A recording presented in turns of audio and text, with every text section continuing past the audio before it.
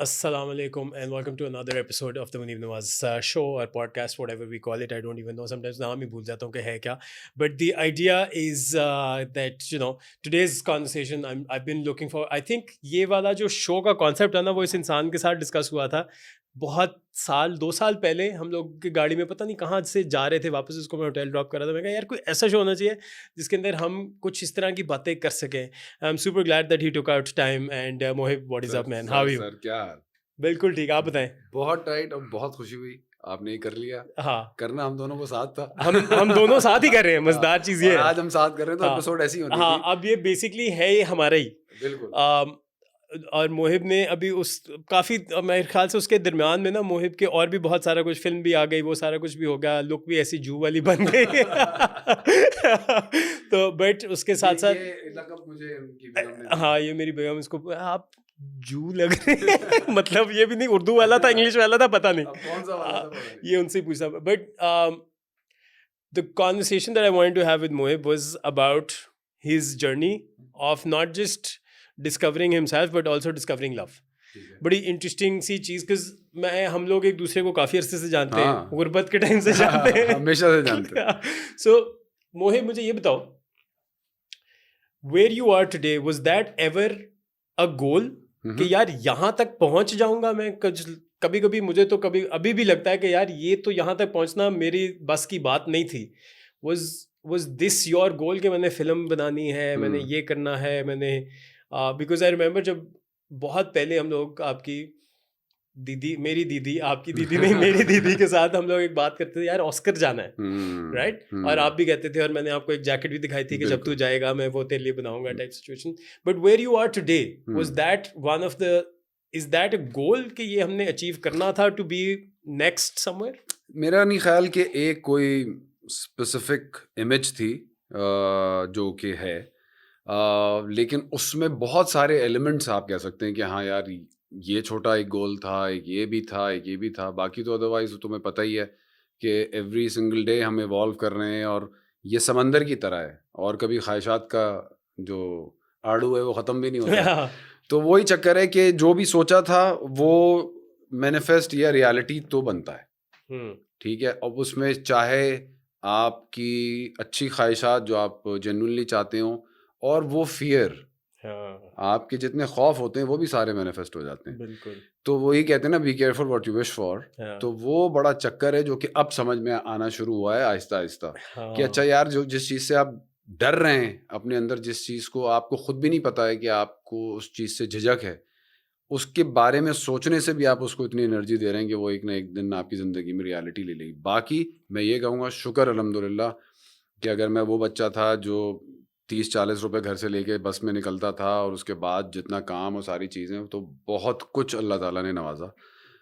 सिर्फ fame he नहीं यार, जो जिस तरह का काम करना चाहता था वो काम किया. अगर कुछ होस्ट करना है तो पाकिस्तान आइडल होस्ट कर लिया, कुछ ऐड करना है तो टेलीफिल्म्स की लाइन लग गई. शुक्र अल्हम्दुलिल्लाह. ओके. सो आज वाले मोहिब अगर आज अपने 20 साल पुराने वाले मोहिब को मिले और वो कहे कि यार बोए ये चीज़ें मैंने सीख ली हैं, उसको क्या लेसन दोगे? लाइक आज से 20 year older younger. I think उसको थोड़ा सा स्मार्ट वर्क के लिए मैं कहूँगा कि यार थोड़ा सा स्मार्टली चीज़ें करनी है rather than hard work. Very interesting. So hard work एक अलग चीज़ है, स्मार्ट वर्क एक अलग चीज़ है. In your opinion what was the one thing you probably did wrong या इनकरेक्टली, या मतलब that you could have done differently? यार मेरे नहीं ख्याल कि मैं कुछ और डिफरेंटली कर पाता. जो चीज़ उस वक्त ज़्यादा ज़रूरी थी शायद वो ज़्यादा नेटवर्किंग और सोशलाइज करने की ज़रूरत थी. बिल्कुल सीधी बात है. लेकिन उस वक्त वो नेटवर्किंग और सोशलाइज में इसलिए नहीं कर सकता था क्योंकि जो जिसको कहते हैं ना ब्रेड विनर, मैं जहाँ से मैं आ रहा था मुझे बहुत मसले हल करने थे. बिल्कुल. सो मजीद टाइम नहीं था to not really invest at that time. Interesting. So that means कि anybody who's a younger version of Mohib who's trying to achieve whatever goals that they're achieving, वो कुछ फर्क नहीं कर सकते. जो आप कर रहे हो वो ही आपको करते रहना है. आप चेंज नहीं कर सकते अपना pathways. Could you have changed your pathways? Like if I was to ask you कि यार अब नेटवर्किंग करने का उस तरह से तो मज़ा भी नहीं आता होगा जिस तरह से आज से 15 साल पहले या 20 साल पहले आना चाहिए था. Right. अब आप you are in that clique of people के अच्छा वो कूल है, अच्छा उसने HSY से एक्टिंग करा ली है, उसने ये करा लिया है, ओ फहद खान के घर भी पहुंच गया है, वो सारा मतलब वो सारा the whole 9 yards of Pakistan में इसके आगे कुछ नहीं है, इसके आगे कुछ नहीं है, इसके आगे बॉर्डर है इसके आगे बॉर्डर है.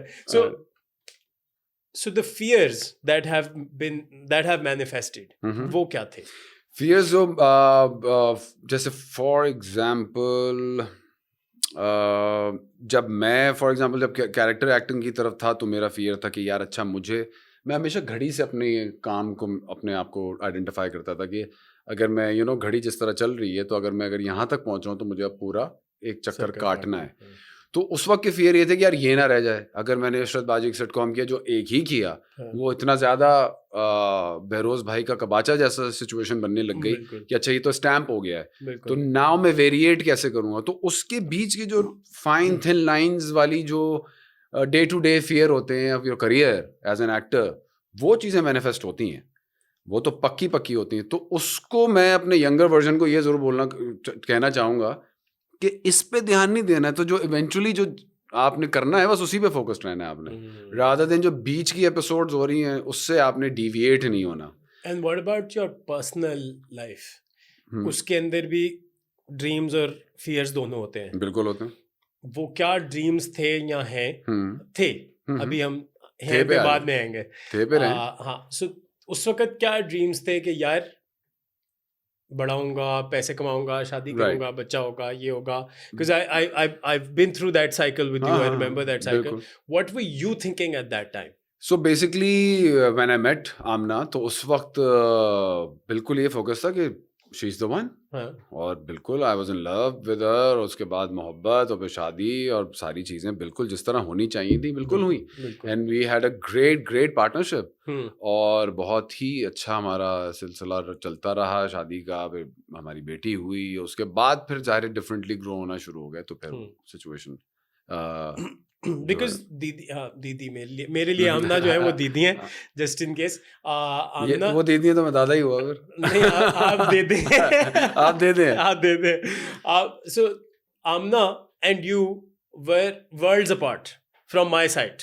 मतलब वो न्यूयॉर्क, हम गरीब कराची वाले, उसको मिलते साथ ही मैं कहा यार आपके साथ तो कुछ नहीं, आप दीदी बन जाए बस. सही कह रहे हो. We you were also that person, right? And she came from that liberal arts college और वो सारा कुछ.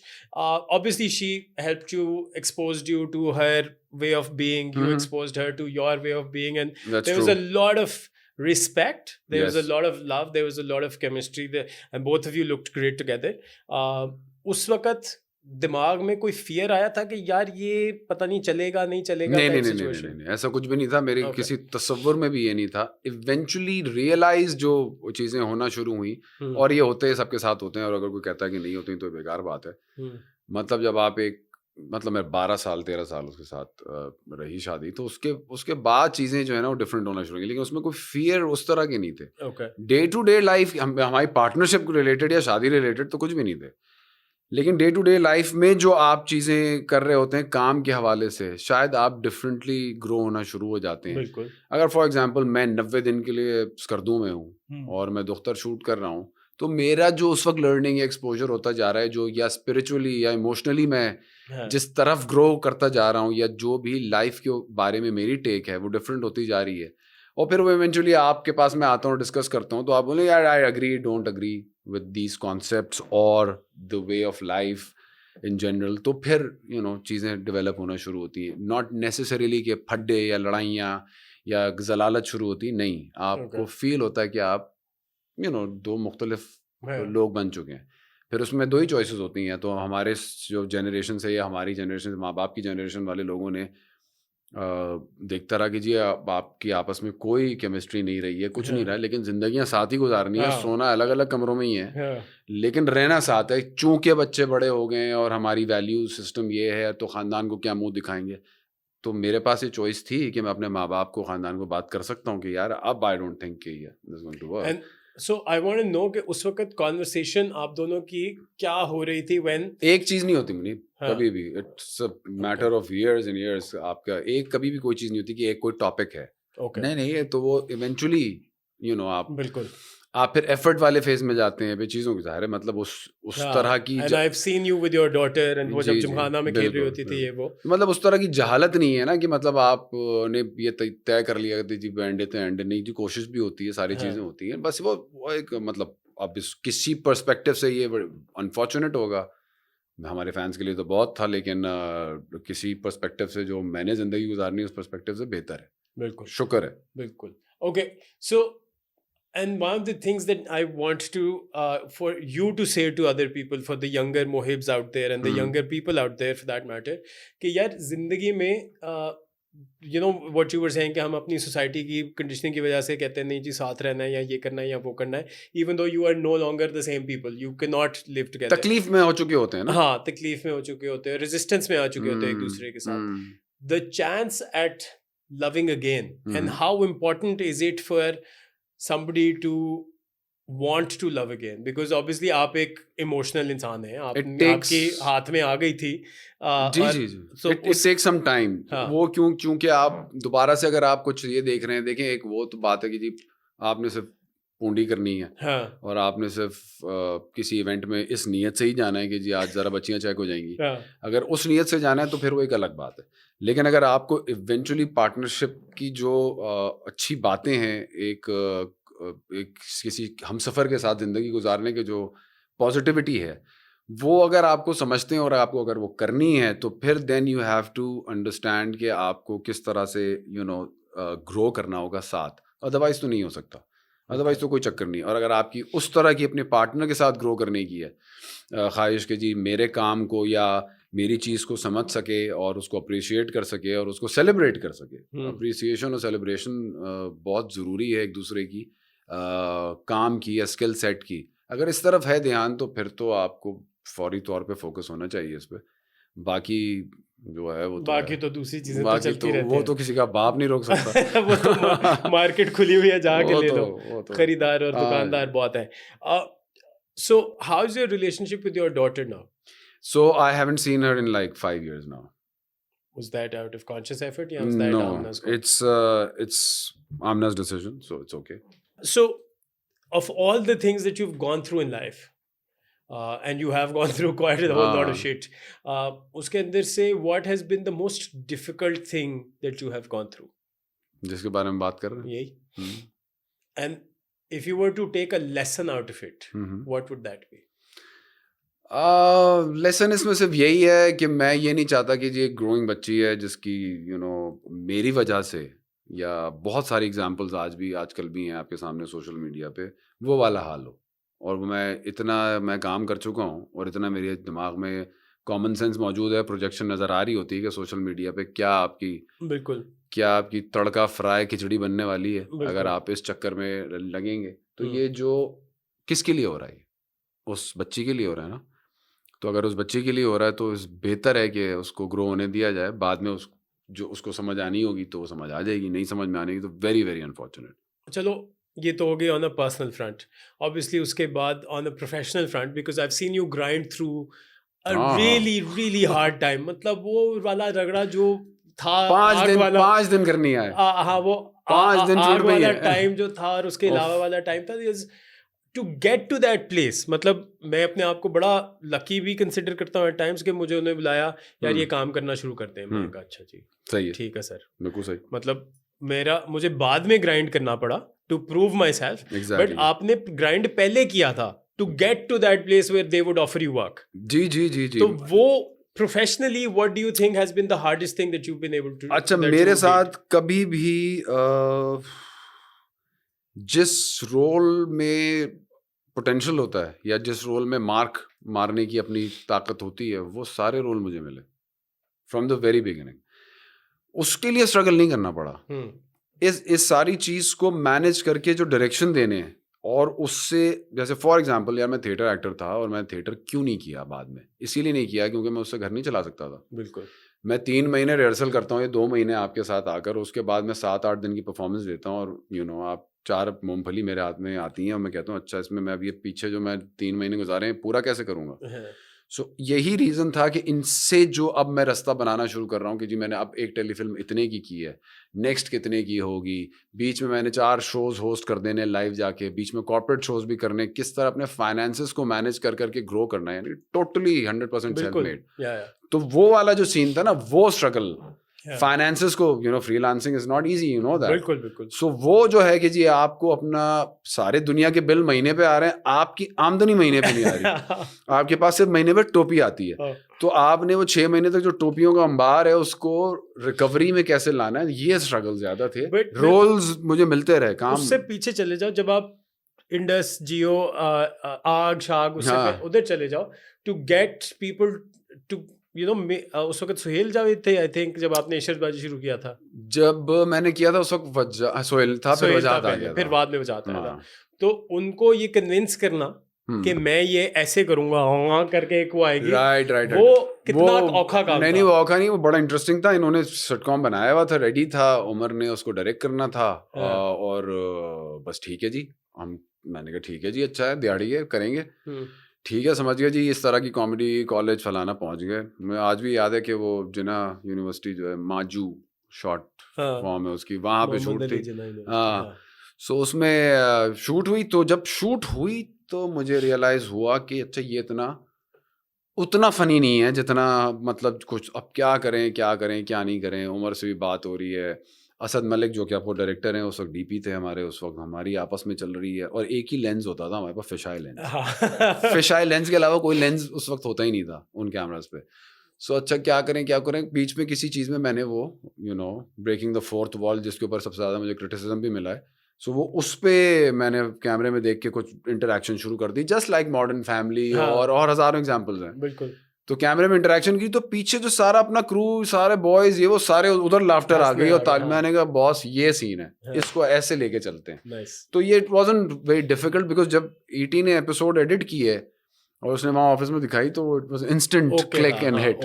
तो वो पैटर्न बन गया फिर, और हमें लिबर्टी थी, हमें लिबर्टी थी। ये उस वक्त की थोड़ी सी लिबर्टी होती थी, बिल्कुल होती थी। कहते थे कि यार कर लो जी, गजनफर साहब भी हो, वो भी लिबर्टी देते थे, जाओ करके आ जाओ।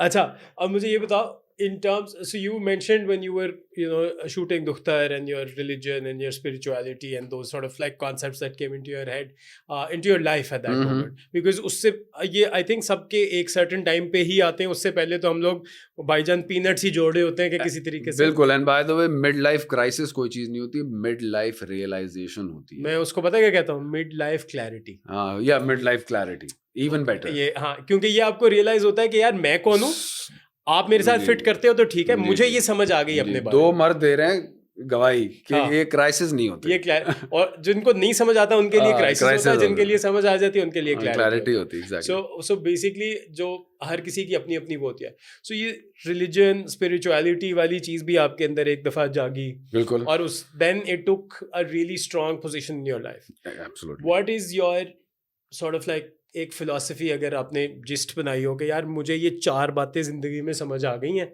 ये मैं चारों को अब से लेके चलूंगा। सिर्फ एक बात समझ आई, और वो है हैप्पीनेस। इसके अलावा हम कुछ नहीं ढूंढ रहे, ना मैं कुछ यहाँ से लेके जा रहा हूँ, ना आप लेके जा रहे हैं। At the end of the day आपका मेरा जो ताल्लुक हमें खुशी पैदा कर रहा है, इसके अलावा कुछ नहीं है। तो जो भी यंगर बॉयज, आपको जो भी करना है करियर में, मेरे हिसाब से भाई 3-4 चीज़ें हैं, आपकी फैमिली, फ्रेंड्स, सारी चीज़ें, काम वाम हो जाएगा, क्योंकि आप जैसे सोचेंगे वो आप इंशाल्लाह कर लेंगे।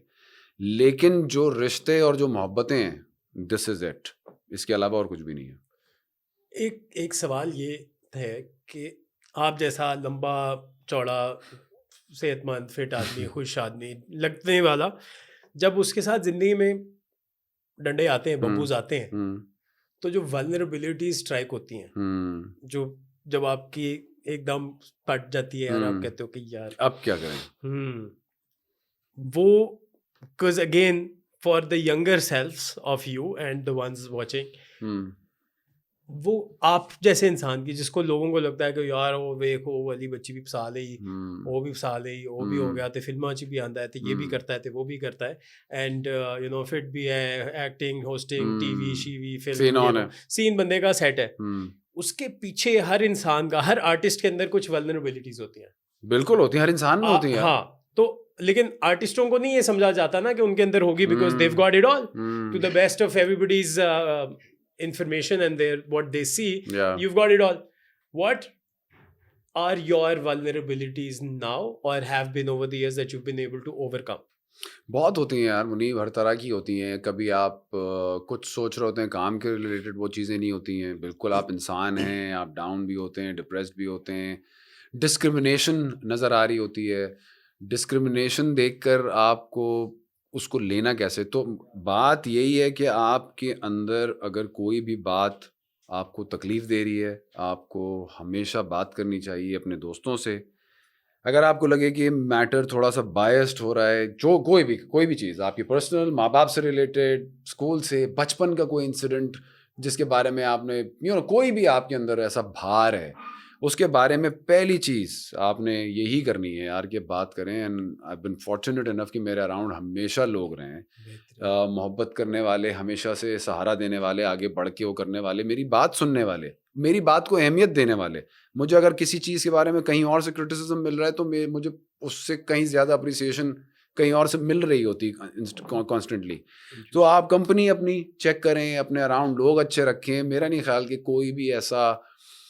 कोई भी ज़िंदगी का कोई ऐसा पहलू है जिसको आप ओवरकम ना कर सकें।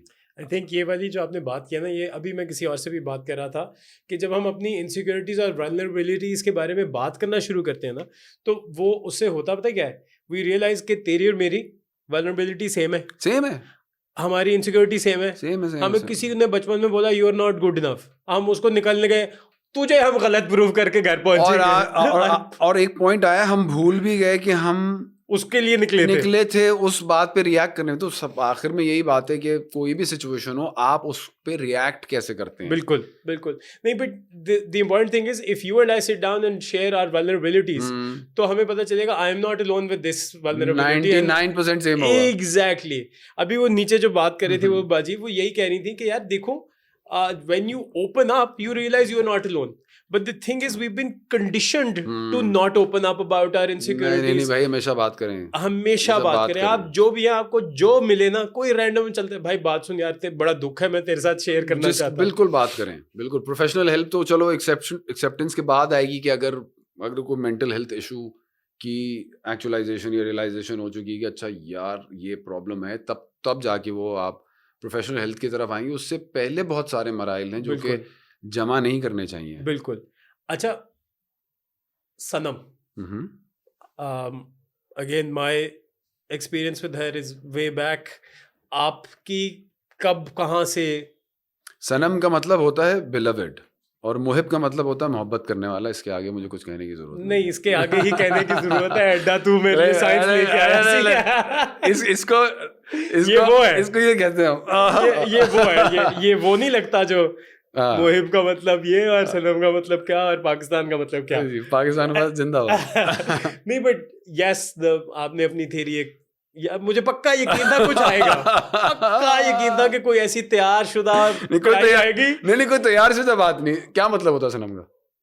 जिससे मोहब्बत की जाए। हाँ। और मुहिब का मतलब होता है मोहब्बत करने वाला। कमाल बात है। कमाल बात है। ठीक है, अब हम आगे चलते हैं। तो what about Sanam after your parting ways with Amna was the thing, because बंदा दूसरी बार बड़ा डरा हुआ सा होता है। What about her, because she'd also been जी बिल्कुल in a similar situation। बिल्कुल भी आसान सिचुएशन नहीं है। सिचुएशन नहीं होती अगर किसी को ये चीज़ रियलाइज हो कि अच्छा अब वन मोर टाइम, अच्छा अगर आप रिश्ता शुरू करना चाहें तो अच्छा अब पीछे क्या क्या चीज़ें, सबके अपने अपने एक्सपीरियंसेस ज़ाहिर है। लेकिन इस्लाह उसके लिए जो इस्लाह चाहता है, जो करेक्शन चाहता है, जो चीज़ों को रिश्तों की समझना चाहता है, उसी को मिलेगी ना। जो अपने आप को जी मैं फन्ने खान मैं ठीक था, या मैं फन्ने खान मैं सब जानता हूँ, मैं तो जी सब पता है, तो वाली अप्रोच तो कभी हो ही नहीं सकती। बिल्कुल। जब तक आप इस पॉइंट पे ना हो कभी ज़िंदगी में, मेरा नहीं ख्याल कि अगर मेरा आपका ताल्लुक़ में मुझे कुछ एक्सपीरियंस मिला है और अगर मैं वो आगे ज़िंदगी में उसको बेहतर तरीके से अपने या हमारे फायदे के लिए अप्लाई नहीं कर सकता तो घंटा कुछ नहीं होना। ओके, इशरत फिल्म बनी, उसका एक अपना ग्राइंड था, आप फंसे रहे बिल्कुल थाईलैंड में। वो थाईलैंड के अलावा बड़ा ग्राइंड था यार, वो सारा ग्राइंड थाईलैंड पे फिक्स फोकस हो गया। हाँ वो तो मतलब because you were, but film making का पाकिस्तान में इतना बड़ा अपने कंधे पे ये जोर लेना, हाँ, इसकी क्या वजह थी? इसकी वजह ये थी कि अगर आपने मुझसे शुरू में पूछा कि आपका ड्रीम क्या था, तो मेरा ड्रीम इशरत की फीचर फिल्म था। फिल्म बनाना नहीं था कि जी मैं बड़े होके फिल्म बनाऊंगा, नहीं जी, ये फिल्म मुझे डायरेक्ट भी नहीं करनी थी, ये फिल्म मैं लेके घूमता रहा। अच्छा, अब आधे बोलेंगे कि अच्छा हुआ किसी ने नहीं की, तो कौन बोलेगा? कोई नहीं, 50% यही फीडबैक है और उसमें कोई मानने में हर्ज नहीं है। 50% की सर से गुजर गई है और 50% से मुझे बहुत अच्छी उसकी फीडबैक आई है। भाई मैं तो लोगों को ये कहता हूँ कि जिसने फिल्म बनाई हो ना, सिर्फ उसी का हक है फिल्म के ऊपर कमेंट करना। बिल्कुल। जिसने, आप चीनी लेंगे? हाँ जी बिल्कुल ले लेंगे।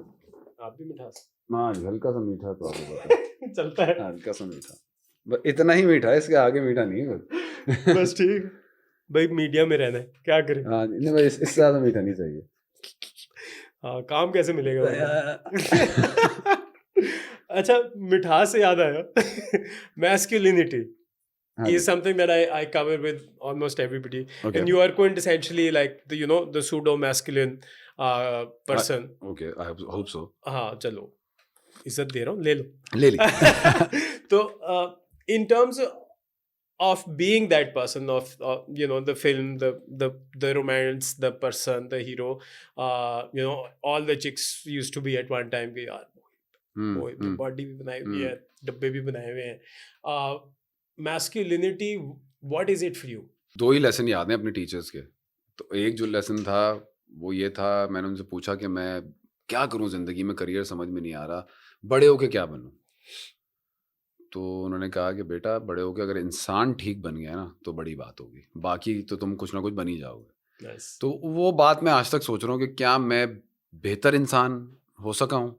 तो इसमें वरदानगी वाली कोई बातें नहीं है मेरे अंदर की, जी मैं ओ जी मर्द का बच्चा है तो अब बाहर निकल वाला कोई सीन नहीं है। ये कोई मर्दानगी नहीं है। मर्दानगी ये है कि अगर मैं जेन्युइनली अपने सबॉर्डिनेट्स को या अपने अराउंड लोगों को काम करने को इक्वली ट्रीट नहीं कर सकता तो लानत है मुझे मेरी मर्दानगी पर।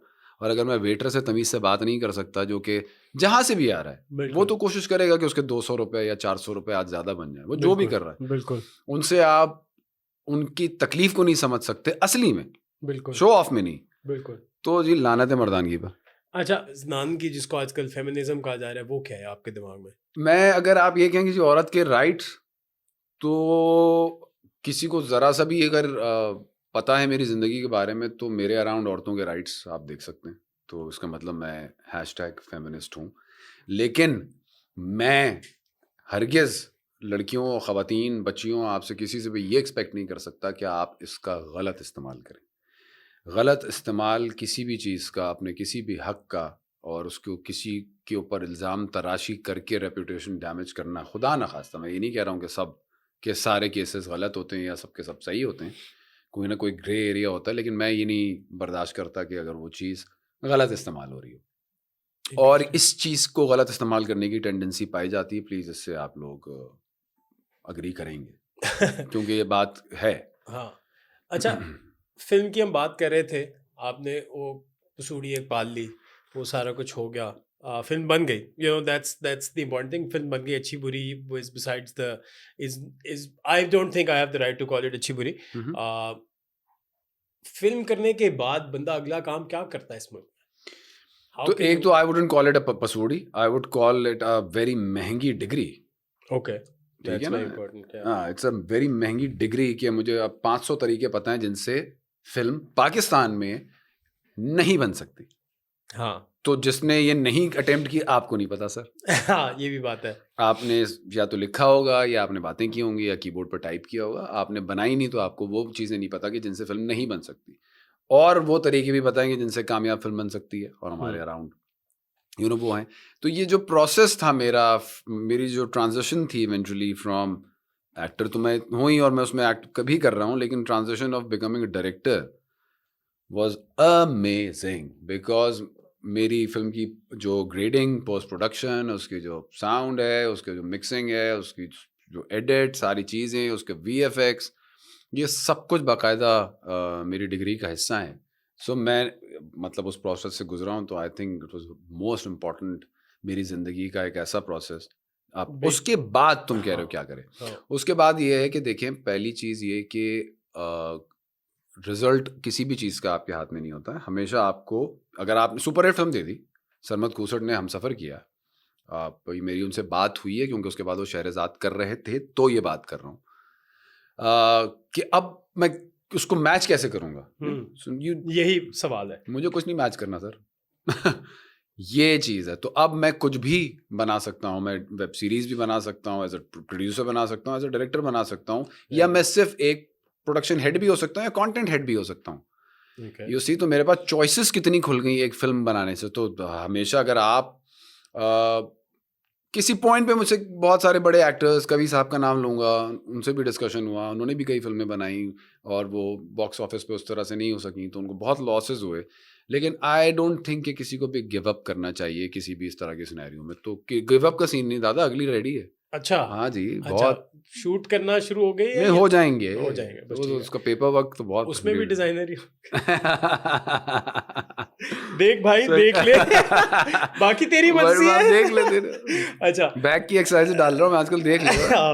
देख ले बाकी। अच्छा, so if you were to, so इसी से एक सवाल ये है कि how important is it for somebody who's gotten that degree, a very expensive degree in learning, to teach to other filmmakers? Have other people reached out to you, या are you reaching out कि यार तू film बना रहा है, तू ये बना रहा है, तू ये कर रहा है? मजे की बात ये है कि बहुत से खैर खा ऐसे हैं कि उन्होंने मुझे फोन करके बाकायदा तौर पर अपना वो, जिसमें बहुत लोग हैं यार, बहुत लोग हैं, तो मैं ये समझता हूँ कि हमारा आपस में वैसे ही डिस्कशन, मैं सिखाना क्या किसको, मैंने यार 4 चीज़ें तुमसे सीख लेनी है, 4 चीज़ें अगर मुझे बेहतर है तुम्हारे सामने रख देनी। The choice is yours if you want to you know understand my perspective और माय एक्सपीरियंस। बिल्कुल।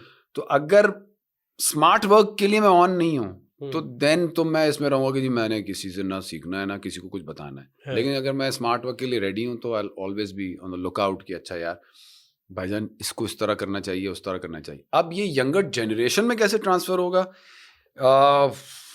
ईदर आई स्टार्ट टीचिंग, वरना अदरवाइज तो अभी टीचिंग का तो मूड नहीं है यार। अभी नहीं, टीचिंग नहीं, मतलब इन द सेंस के how can people learn from you, or how can you teach people, you know, बहुत सारे यंगर फिल्म मेकर्स आपके आस पड़ोस के हैं। सिर्फ फिल्म मेकर नहीं होगा ना, फिर मेरा जिंदगी का एक एस्पेक्ट नहीं है। इफ यू, बिल्कुल, तो उसका नाम दूध का दूध पानी का पानी। अच्छा यार, जो नाम है ना, ये बड़ा, मैं जब ये देखा मैं कहा ये सिर्फ यही कर सकता था, और मैं बड़ी वो है क्या, what is it, is that the learning that you will be transcending to other people? Exactly, as simple as that. That's very cool.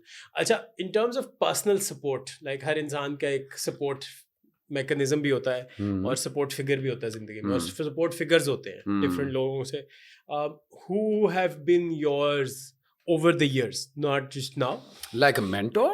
यार, or my family? मतलब जो भी लोग हों जो खैर खा, जिनको कहते हैं कि यार जिनके साथ आप बैठ के कमर्शियल बातें भी कर लो, क्रिएटिव बातें भी कर लो, इंटेलेक्चुअल बातें भी कर लो, स्पिरिचुअल बातें भी कर लो, वो डिफरेंट लोग हैं आपकी ज़िंदगी में, या एक ही इंसान में आपको सब कुछ मिला हुआ है, या सेट्स हैं? थोड़ा सा जाहिर है, during the process of my film release से कुछ अरसा पहले ही, like 3 months before my father passed away, तो मुझे समझ नहीं आई कि हुआ क्या है ये। उसके बाद अभी तक नहीं समझ में आ रही कि अच्छा ये क्या सीन हुआ। मुझे ऐसा लगा कि मैं कुछ भी नहीं है, मतलब मैं बिल्कुल कुछ नहीं, अब है ही नहीं कुछ, इस तरह की फीलिंग। अब तो I can not even imagine कोई और रिश्ता लूज़ करना।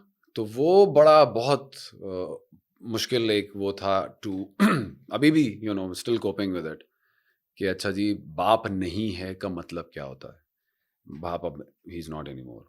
तो वो एक बड़ा वो था, क्योंकि मुझे अगर बचपन की बातें करें तो जी टूल पकड़ना, ये स्क्रू ड्राइवर कैसे होगा, साइकिल कैसे चलेगी, सारी बातें आपको रियलाइज़ होना शुरू करती हैं कि अच्छा ये जो चीज़ें मेरे अंदर बो रहा था बाप, उसने क्या किया। या अगर एक वक्त माँ रोक रही है एक चीज़ से और बाप ने कहा कि नहीं इसको ये करने दें या जाने दें, उससे मुझे क्या मैं कितना एम्पावर हुआ, वो सारी चीज़ें समझ में आई। और उसके बाद अगेन बड़ी सैड, एक मेरे हर दिल अजीज, आप कराची रहे हैं, Mujeeb Syed, voice over artist, he passed away अभी कुछ महीने पहले।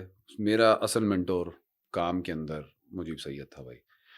और उन्होंने मुझे माइक पे बोलना, वॉइस ओवर करना, पैराग्राफ्स को किस तरह परफॉर्म करना है, किस तरह ब्रेक करना है, ऊपर नीचे कैसे जाना है, कोई नहीं जानता। कि बेसिकली मुझे एक्टिंग में मेरा वॉइस कंट्रोल जो मुझे समझाया जा रहा था, वो ख़जाना मुझे वहाँ से मिल रहा था। तो उनके साथ मैं बड़ी गपशप लगाता था दुनिया की हर तरह की। कभी हम थोड़ा सा गीबत की तरफ भी निकलते थे और हम डेलिब्रेट होकर उसको रोकते थे कि गॉसिप को ना आप इतना एंजॉय करें, लेकिन मेरी बड़ी लर्निंग उनके साथ भी हुई। तो ये दो चीज़ें। बाकी भाई मेरा एक अजीज़ तरीन दोस्त है, तलहा नाम है उसका, वो हमेशा से एक साए की तरह जो है वो मौजूद रहा है फ्रॉम माय कॉलेज डेज़। अगर मैं किसी पेपर में किसी सवाल में फंस गया हूँ तो उसी एग्ज़ामिनेशन हॉल में वो किस तरह से वो मेरा सवाल हल कराएगा, ये सब मुझे और उसको पता है आज तक। और ऐसा दोस्त है कि मैं आपको क्या बताऊँ, अल्लाह उसको खुश रखे और हमेशा कामयाब रखे। Is in Canada. सो और इस तरह के मेरे बाइकर ग्रुप, मुझे बिल्कुल नहीं पता था कि मैं एक राइड पे जाऊंगा और एक इमरान मलिक हमारे दोस्त हैं, उनसे एक बाइक वैसे ही उनके स्टोर से लूँगा, वो बाइक ही ख़रीद लूँगा, उसके बाद मैं एक बाइकर ग्रुप का हिस्सा बन जाऊँगा, आयरन ब्रदरहुड जिसका नाम है। और वो ब्रदरहुड ऐसी है जो 6 दिन में कराची से खुंजराब पास पहुँच जाएगी। मतलब क्रेजी एक्सपीरियंसेस। और उसमें जो मुझे दोस्त मिले, मतलब मैं क्या क्या नाम लूँ उसमें। और वो जो सपोर्ट सिस्टम है वो वाकई ब्रदरहुड है। वो मर्दों का उस तरह जुड़ना जो किसी के बैकग्राउंड के बारे में ना कोई जज करना, ना कोई जानता है। एक ऐसा शख्स है जिसके 22,000 एम्प्लॉयज़ हैं, तो आप उनका लेवल सोच सकते हैं। और एक ऐसा आदमी है जो कि एक एक्टर है और हर तरह की हर फील्ड का आदमी है, जिसको आपस में कोई लेना देना नहीं। हम राइड के लिए मिले और हम बेस्टेस्ट बडीज हैं। अमेजिंग। वो एक अलग है, लेकिन उसके अराउंड जो आपकी एसोसिएशन बनना शुरू होती है, बिकॉज आप ट्रस्ट करना शुरू करते हैं सड़क पे, आपस में कनेक्टेड हैं। बिल्कुल। और हेलमेट से बात होती जा रही है और डायरेक्शन होता जा रहा है, पूरी फॉर्मेशन, पूरी उसकी एक साइंस है बाइक चलाने की, इतने लॉन्ग रूट पे कि एक्सीडेंट ना हो। ज़ाहिर बगैर एक्सीडेंट के वापस पहुंचाना होता है एक दूसरे को। बिल्कुल। यार वो कोई और सीन है, कोई और सीन है। इंटरेस्टिंग। अच्छा, in terms of happiness, because you said earlier के हम लोगों का परसूट सिर्फ है हैप्पीनेस का जी, what have been or have been the happiest moments that you can, अगर आज आप let's assume 25 साल के हो गए होंगे आज आप, है ना? तकरीबन हाँ, तकरीबन 25 के हो गए, 26 को टच कर रहा हूँ, तकरीबन 25 के होंगे। लेकिन अगर बहुत ज्यादा भी हुआ तो 26, वरना तो 40 की तो गेम ही नहीं है। So what have been the happiest moments of your life that you can say कि यार ये हुआ। Because मैं ये इसलिए पूछ रहा हूँ कि बहुत सारे बच्चे जो हैं, बहुत सारे लोग अभी भी, जो बड़े भी हैं, बच्चे ना भी हो, वो अपनी हैप्पीनेसेस नहीं गिनते।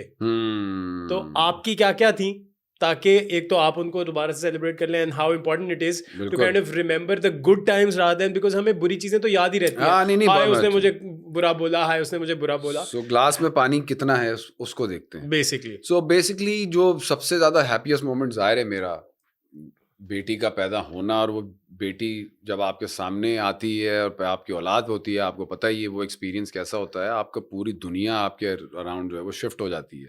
वो जो फिजिकल और इमोशनल और स्पिरिचुअल अवेकनिंग होती है कि वो God, this being is my you know तो वो कि बेटी है यार, तो वो फीलिंग ही वो मतलब कमाल खुशी की बात है। वो उससे ज़्यादा मैं नहीं समझता कि कोई खुशी की बात है। फिर एक मोमेंट मुझे याद है कि मुझे केंट में, यूके में एक फेस्टिवल में अवार्ड मिला। तो वो एक स्पीच, और उस वक्त वो टेररिज्म वाला थिंग बहुत ज़्यादा ऑन थी। तो स्पीच मैंने जाके अपने से बल्लों ऑस्कर रिसीव किया। तो वो बड़ी एक मज़ेदार सीन था कि जी गोरे हैं और ब्रिटिश हैं, और ज़ाहिर है मैं बच्चा एक पाकिस्तान में पैदा हुआ है, तो वैसी गोरा कॉम्प्लेक्स और वो कॉलोनियलिज्म और वो सारी चीज़ों और गोरों के बीच जाके आप एक अवार्ड लेते हैं, तो उसका एक सीन है। वो याद रहेगा। फिर मैंने एक ड्रामा किया, दुश्मन जहाँ। वो मुझे बड़ी खुशी है कि मैंने वो ड्रामा किया। हातिम जो किरदार है, आई थिंक मैंने काम बहुत ज़्यादा किया है, बहुत सारे रोल्स ऐसे किए हैं जिसमें शमून के साथ जो मैंने काम किया वो भी है। लेकिन हातिम एक ऐसा कैरेक्टर है यार, वो गोली था, वो बहुत अच्छा लिखा है सरबत नदीम ने, क्या यार लिखा है वो, क्या कैरेक्टर है। तो वो कथारसिस एक मर्द का कि उससे अगर कोई गलती हो जाए तो वो किस तरह उसको करेक्ट करते करते करते खत्म हो जाएगा, वो कमाल था यार, वो बड़ा टाइट रोल था। उसी तरह की म्यूजिक वीडियो भी हमने की थी, वो कॉल वाली, एग्जैक्टली क्लोज टू दैट। हाँ हाँ हाँ, बिल्कुल सही बात। इंटरेस्टिंग। अच्छा, so if you were to draw कि यार ये कंक्लूजन है, ये 5 अच्छी चीजें थी, ये 5 बुरी चीजें थी, लेकिन नेट रिजल्ट ठीक है। हाँ। ये कॉन्स हैं, प्राइवेसी ऑब्वियसली हर इंसान को अब चाहिए होती है। शुरू में मशहूर होने का शौक होता है कि भाई आप हमारे साथ तस्वीर नहीं खिंचा रहे, फिर जब तस्वीर यार ओवर हो गया, यार बहुत ज्यादा। So obviously, and I still don't feel that is a con of being famous at all. Not like मेरे साथ कोई तस्वीर खिंचाता है, but तेरे साथ की बात कर रहा हूँ। नहीं, but चक्कर ये है कि what would be your sort of take back from your life of ये 25 से लेके 40 तक टाइप जितने भी हैं दरम्यान में, जहाँ पे कट जाए 25 से लेके 40 मिनट के दरम्यान में हुआ, जो भी जहाँ पे भी कट जाए वो कितनी क्या है, वो what have you taken back from it कि यार these are the 5-10 good things, these are the 5-10 bad things, but eventually you just have to accept what बिल्कुल is. सही है। अपने फियर्स को ज़्यादा जिसको कहते हैं ना पानी ना दें, ये ऐसे पौधे हैं जो फल तक देंगे फिर, तो उनसे दूर रहें, ये पहला मेरा लेसन है भाई। उसके बाद ये कि किसी मोमेंट में भी मैंने जो है ना दुखी तो होना ही नहीं है, सिर्फ और सिर्फ मेरे अराउंड हैप्पीनेस है, और ये this is my choice, and ये कंप्लीट इनसाइड जॉब है दोस्त। तो ये तो टोटल सुना इनसाइड जॉब पर जैम, बिल्कुल, तो totally how I choose exactly. to feel is how I am. सुभान अल्लाह यार, मतलब भाई जान हजरत है, ये है टेक अवे। हाँ, यही है लाइफ का टेक अवे, और कुछ भी नहीं है। At the end of the day कुछ हम कुछ नहीं कर लेंगे, सब यही है। आपको और हमारा आपस में टाइम कैसे गुजर जाएगा is the most important thing. Okay, awesome. And what do you look forward to now? Life. Supreme answer यार। Life. सबको ये कहता हूँ कि भाईजान जो नहीं पता ना वही तो होने वाला है। Life भाई, bring it on. बहुत आला। Thank you so much man, thank you so much. Sir. Always a pleasure, dude का dude है यार, dude। मतलब मैंने वो देखा, मैंने कहा यार काश इतनी अकल मेरे में होती, मैं ऐसा नाम रख लेता, मैं इधर ही आके मुनीब नवाज शो। नहीं, उस नाम के बाद मैंने कहा ये भी ठीक है, लेकिन नहीं, बिल्कुल सही है, वो जीत है, वो जीत है। बहुत ज़्यादा। Thank you so much man. Thank you. So for as in we've discussed this with the team कि हम लोग थोड़ा सा एक एक्स्ट्रा दिया करेंगे, but you know what Mohib said, so many things resonated me on a personal level because we've gone through similar grinds and stuff like that कि what you will become what you think of. जो आपकी अच्छी बातें हो या जो आपकी बुरी बातें हो, वो रियलाइज जरूर होंगी। Now what you think of is entirely up to you. And the other very cool thing that he said, वो जो end था कि what do you look forward to is life, which means unknowingness of everything, like the randomness, the unknownness of it, the infinite nature of what you don't know, yet it is not unknown, yet okay हाँ ये भी ठीक है। So that's the whole game. Yes, eventually आपने बस या तो खुश रहना है या ना खुश रहना है, ये चॉइस आपकी है। खुशी रहें तो बेहतर है, बेहतर इसी में, खुशी में बेहतरी है आपकी भी और आपके इर्द गिर्द भी। Thank you so much, take care, खुदा हाफिज़ मोहिब। थैंक यू, जीते हैं आप।